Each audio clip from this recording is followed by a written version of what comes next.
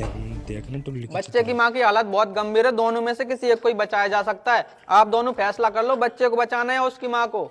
Doctor साहब मेरी बीवी को बचा लो। अरे हट! डॉक्टर साहब आप बच्चे को बचाइए, मुझे मेरा वंश आगे बढ़ाना है। और पापा?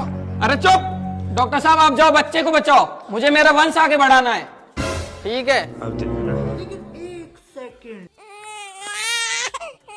हे भगवान तेरा लाख लाख शुक्र है, अब मेरा वंश आगे बढ़ जाएगा। डॉक्टर साहब मेरी बीवी कैसी है? वो तो मर गई।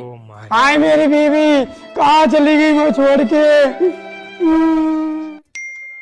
10 साल बाद दादाजी मैं बाजार जा रही हूँ, लाओ मुझे 100 रुपए दे दो। लो और बढ़वा लो बंसांगे, इसके चक्कर में बीवी मरवा दी। सुनो दादाजी मैं लेट हो रही हूँ, जल्दी